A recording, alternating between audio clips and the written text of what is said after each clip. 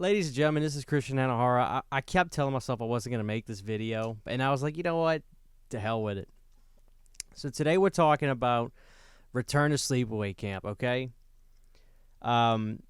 So long story short, I saw about 20 or 30 minutes of this movie years ago. I was half asleep. I had to get up for work. It was one of those times where I just flipped on some random cheap movie channel, and I saw a little bit of this movie playing. It was harmless as that, and I was just like, oh, what is this? Like, I couldn't even hear the sound, and I'm looking for this movie. I'm like, I don't think I could even stream it, right?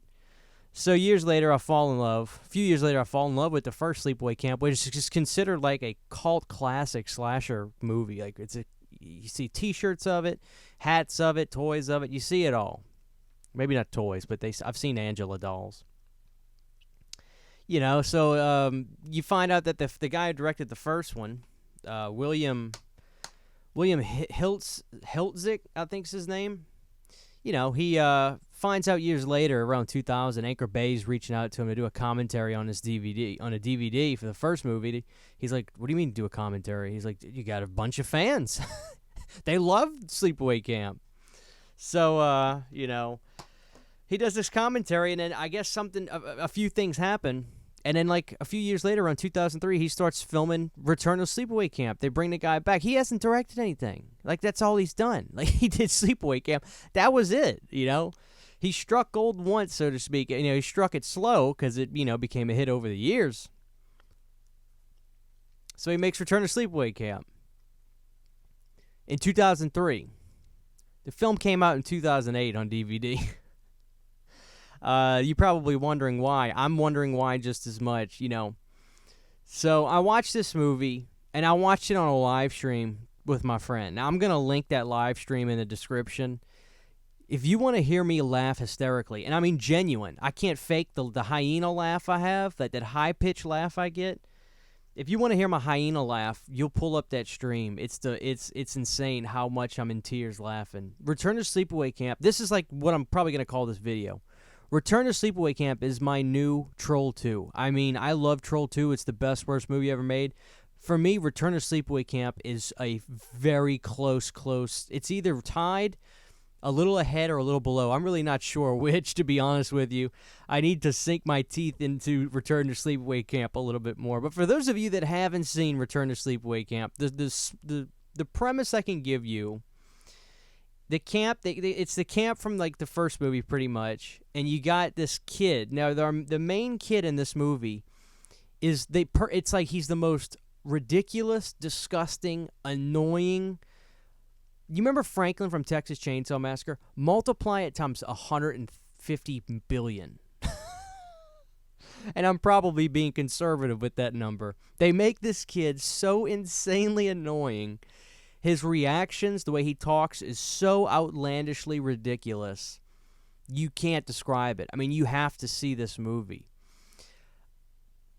The kills are great because there's this one guy who gets his head dunked into a deep fryer in like what looks to be like those, like, you remember at high school, the bleacher stands where you got your hot dogs and your chips and your nachos? It looked like one of those bleacher stand rooms with like the deep fryer and stuff, and this guy's getting dunked in there, and he's talking like he's not even really upset for a while when he's got his head right above it. Like, come on, man, what's going on? Gets his head dunked in it. The worst, but most awesome practical effects I've ever seen. It's really like, you remember movies like Zombie 4 or movies like that. Claudio Fragasso movies, the guy who did Troll 2, he did Zombie 4. That really cheap, bad Italian horror gore. That's what this movie has, and it's fantastic. It is so outlandishly bad. Look, you can see somebody fried on the screen right there. It is so outlandishly ridiculous. I just ate it up. I mean, this is by definition what you would call like an absolutely bad movie. Everybody is scummy. Nobody has the correct reactions to situations. I think there's a moment where a kid is like, freaking out, and one of the kids are freaking out and yelling, and the counselor, who I think was from the first movie, who still looked ripped and dressed like he was on a Richard Simmons music video, his reactions to stuff was so ridiculous. You know how like that Italian style horror where you got the directors who try to script stuff in American, excuse me, I sound very ignorant. They try to script stuff in English and they try to, the actors read it back and you could tell there's a little bit of break in there. Well, somehow this guy, Robert Hiltzik, managed to do that while being a full-blooded American. And it's just, hey, give me a break now, will you? Like, lines like that in the movie. Isaac Hayes is in this movie. I love Isaac Hayes. I got a few of his albums on vinyl. Isaac Hayes is in this movie. It is so outlandishly bad.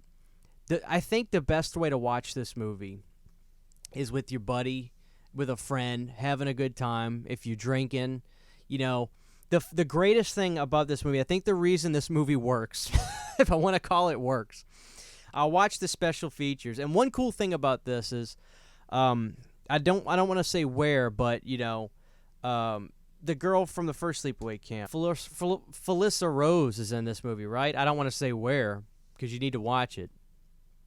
But I'm a big CKY fan, and the singer was a huge fan of the movie Sleepaway Camp. Well, he flew to the set to meet Felissa. They fell in love on set, and they're still married till this day. That's one of the coolest things about this movie. And the behind the scenes, like this actually has great behind the scenes because they actually show the band on location talking to Felissa and stuff. It's really cool. The behind the scenes is so riveting because you get to see the director working.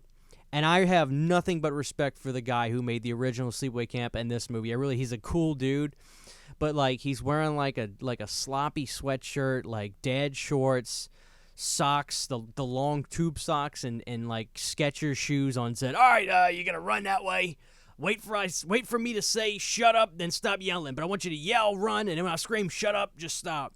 That's the way this guy directed this movie, and it is the making of is just as funny as how ridiculous this movie is.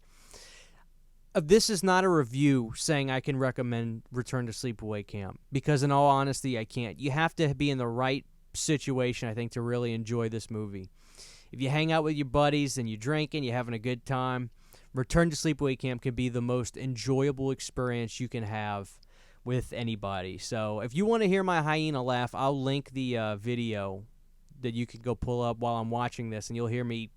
I'm in tears. I'm in tears watching it. So this DVD is so hard to get, so I can't really, tell you to spend the money on it. But if you love bad movies, and I'm talking like hilarious bad movies, then I do recommend Return to Sleepaway Camp. I mean, this is like Troll 2 for me, the American Troll 2, because Troll 2 is made by an Italian director. This is like the American Troll 2 for me. I love Return to Sleepaway Camp. It is far and away my favorite Sleepaway Camp movie now, for obvious reasons, not because I think it's the best slasher of the bunch. It is ridiculously bad, but it is hilarious. Isaac Hayes is in it. I think I already said that. So this is just a video to really document how I feel again now about Return to Sleepaway Camp. I mean, I just want to document this. This is not me saying, oh, it's not as bad as everyone says. No, it is as bad. But under the right circumstances, this is the funniest movie on the planet. On the planet. The effects are just so bad, it's great. There's a guy who gets his head dunked into a deep fryer, and then it's the worst, best CGI I've ever seen. It is so bad. I was in tears laughing. So under the right circumstances, I think a good old bachelor can enjoy Return to Sleepaway Camp for get every penny's worth of the experience. So, if you're a horror fan dying to see this movie, I do recommend spending the $20-$30 to get the DVD, or just figure out a way to watch it if you catch my drift. Whatever. So this is Christian and a Heart. I just wanted to document talking about Return to Sleepaway Camp, and I just wanted to do it. I wasn't going to do it, but I'm doing this, and here we go. So Return to Sleepaway Camp, I give it a 5 out of 5. I don't care.